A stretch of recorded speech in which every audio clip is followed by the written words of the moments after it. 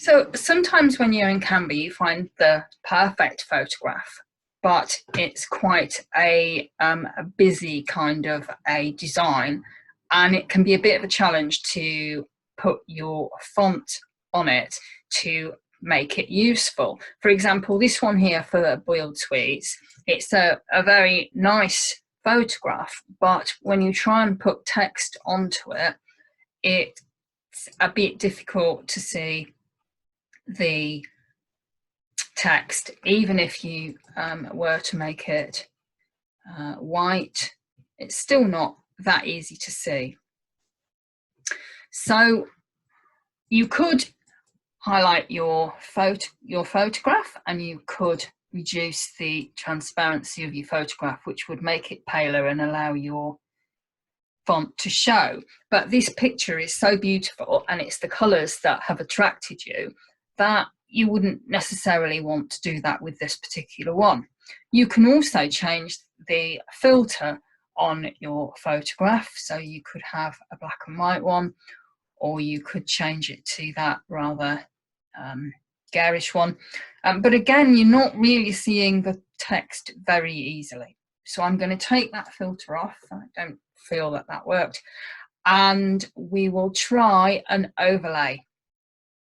And these work really well when you've got a busy photograph and you want to put some text over it. So if you go onto elements and then you go on to shapes, so we've got a nice circular shape there, which would work well with the shape of the sweeties. So we'll put that into the center there with the little crosshairs. Now, this can just be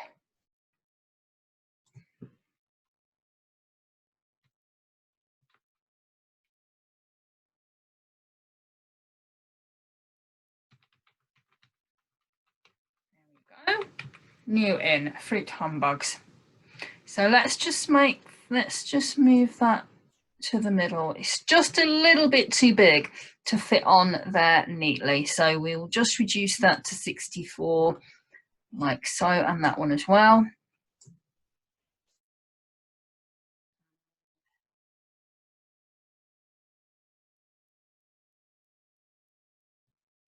Whether we can make that slightly bigger, I think. So if you wanted it to be, that's about right, but actually if you just wanted it to be just a tiny little bit smaller, you don't actually have to pick the sizes that they've given you. When that's highlighted, you could actually just type in 70 and then you, so we'll put that there at the top, and then we'll just have a smaller text piece.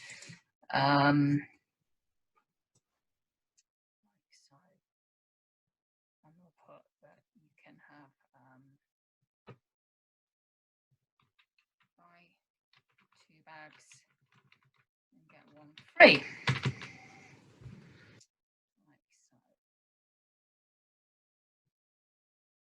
That under there like that.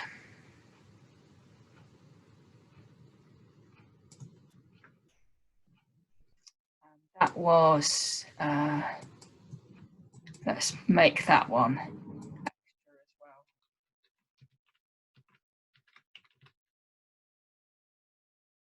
Like that, so that they match.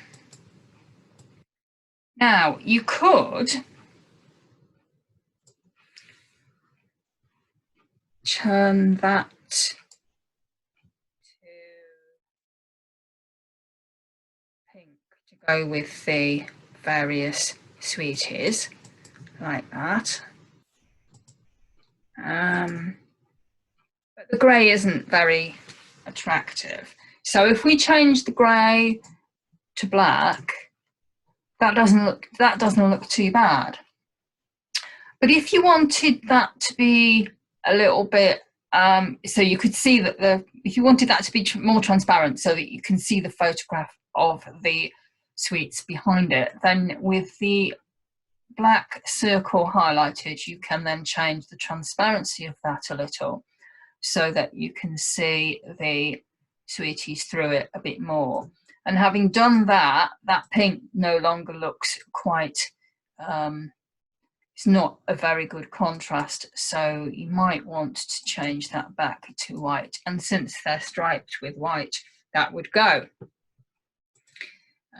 So that would be two ways of doing it. You can either have it like that, or you can change the transparency quite a lot. You can take it all the way back to black, or you could just change the transparency until it met your needs. I don't think that looks too bad. So that would be one option, and it doesn't have to just be the circle. As you saw, there were a number of different shapes that you would be able to use to do this with. And you can use the squares to, as I showed you in a previous video, you can use the squares to make a section that goes across. And actually, the world is your oyster. There are many, many ways in which you can use these elements and shapes to give a really different look and feel to your particular graphic. So I hope you found that useful.